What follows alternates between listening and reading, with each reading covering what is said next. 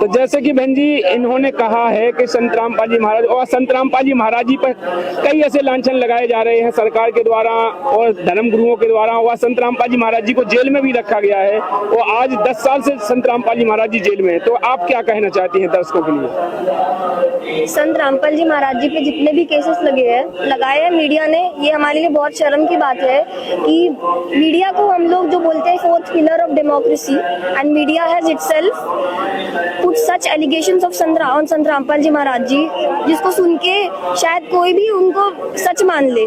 लेकिन मैं आपको ये चीज बताना चाहूंगी, इंडियन मीडिया ने ये तो दिखा दिया कि संत रामपाल जी महाराज जी पे वो एलिगेशंस लगे हैं, but they did not show कि ये संत रामपाल जी महाराज जी पे जितने भी एलिगेशंस लिखे रखे थे उनसे उनको बाइज्जत बरी किया गया है। संत रामपाल जी महाराज जी में आज देशद्रोह के अलावा कोई केस नहीं है, सारे से बाइज्जत हुए हैं संत रामपाल जी महाराज।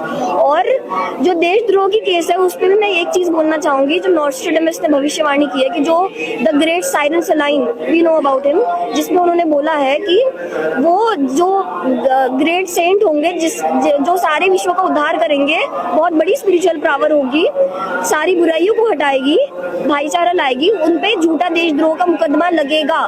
तो ये देशद्रोह का केस संत रामपाल जी महाराज पे लगा है, लेकिन बहुत जल्द संत रामपाल जी महाराज जी पे जितने भी मुकदमे लगेंगे जनता को मानना पड़ेगा उनके ज्ञान आधार से कि ये सब सही है। जेल में गैलीलियो भी गए थे।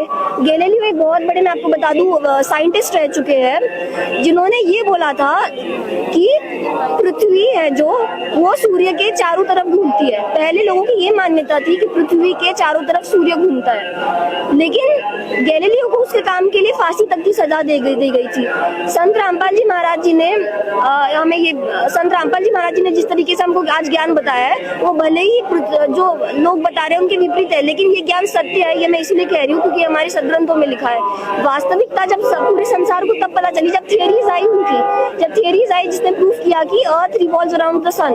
तो उसी तरीके से हमारे सदग्रंथों ने आज हमें थियरीज दी है, जो प्रैक्टिकल हुआ है, जो साधना संत रामपाल जी महाराज जी ने दी है, उससे हमें सुख हुआ है। तो इससे संसार को मानना ही पड़ेगा कि कबीर साहब परमात्मा और जो गुरु जी ने ज्ञान दिया वो सत्य दिया है। केवल जेल में जाने से अगर आप किसी को नेगेटिव मान रहे हैं तो आपको इस बात की पूरी अच्छे से रिसर्च करनी है कि क्या उन पे जो बात कही जा रही है वो सच है कि नहीं। जेल में कितने लोग गए थे, श्री राम जी को वनवास हो गया था, लेकिन और उसके साथ में गैलीलियो जी की बात हुई, मैं उनके साथ ये हुआ। जीसस क्राइस्ट उन्होंने सच बोला, उनके साथ बुरा हुआ।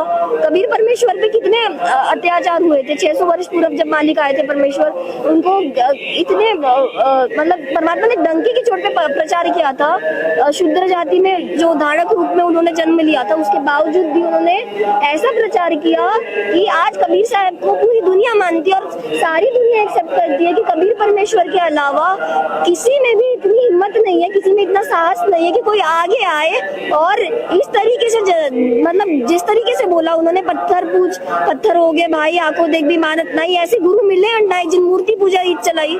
पत्थर पूजा हरी मिले तो मैं पूछू, पहाड़ बात थी तो चक्की बली पीस खाए संसार।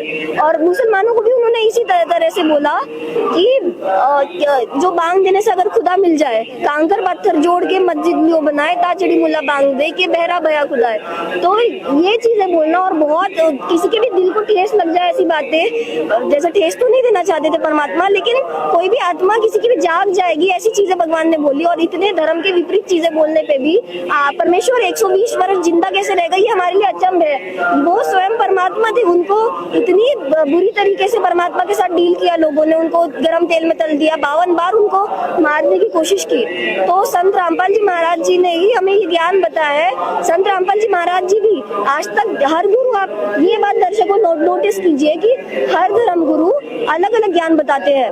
कोई बताता है शिव जी भगवान है, कोई बताते हैं विष्णु जी भगवान है, कोई बताता है श्राद्ध कर लो, सब बता अलग अलग रही है। जनता मानती सबको सच है, लेकिन हर किसी का ज्ञान किसी से मैच नहीं करता है। ये बोल क्यों नहीं देते, मैं जो बोल रहा हूँ वो सही है, तुम भी जो बोल रहे हो वो सही है, लेकिन मैं जो तुम बोल रहा हूँ वो अगर सेम नहीं है तो दोनों बात सही कैसे हो गई है। तो संत रामपाल जी महाराज जी यही बताते हैं कि सदग्रंथों में जो लिखा है वो सच है। इन गुरुओं में तो ये भी हिम्मत नहीं है कि एक दूसरे पे कोई छोटी कमेंट कर दे। गुरुजी बोलते हैं आपका ज्ञान गलत, भक्ति गलत, साधना गलत, सारे सदग्रंथों के बेसिस पे। तो ये हमें मानना ही पड़ेगा कि बंदी छोड़ सदगुरु रामपाल जी महाराज जी ये ज्ञान बता रहे हैं वो सत्य है, क्योंकि वो सदग्रंथों के बेसिस पे है।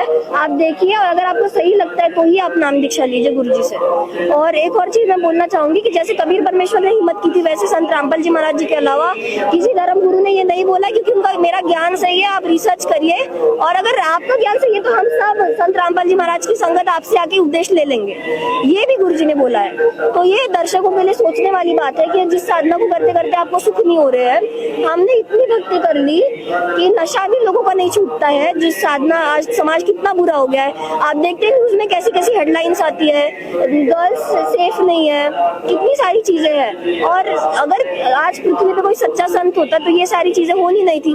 कबीर परमेश्वर की वाणी है कि सिख तारे पिंडापना, साधु तारे खंड, उसको सदगुरु जानिए जो तार देवे ब्रह्मांड। तो पूरी पृथ्वी के लिए, पूरी धरती के लिए एक सदगुरु काफी है। वो सदगुरु केवल बर्माता बंदी छोड़ कबीर साहेब है।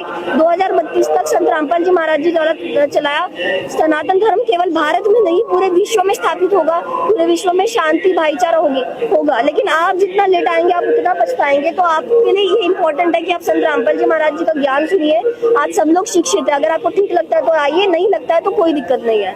यही हमारी आपसे प्रार्थना है सारे भक्त समाज से। और आप कुछ कहना चाहेंगे संत रामपाल जी महाराज जी के बारे में? हाँ जी, हम ये कहना चाहते हैं कि कबीर परमात्मा इस समय संत रामपाल जी महाराज के रूप में आए हैं और वो सभी धर्म ग्रंथों के सदग्रंथों को खोल के बता रहे हैं कि वह एक मालिक कबीर परमात्मा ही है। और वो ये भी बता रहे हैं कि ज्ञान गंगा पुस्तक में उन्होंने सारे ग्रंथों का निचोड़ खोल के रख दिया है। अगर वो किताब पढ़ते हैं आपको तो पता चल जाएगा कि उसमें लिखा है पहली लाइन, जीव हमारी जाति, मानव धर्म हमारा, हिंदू मुस्लिम सिख ईसाई, धर्म नहीं कोई न्यारा, हम सब जीवात्मा परमात्मा के ही बच्चे हैं हम। और ये यहाँ का जो भगवान है वो काल भगवान है, जिसको ज्योति निरंजन भी बोलते हैं।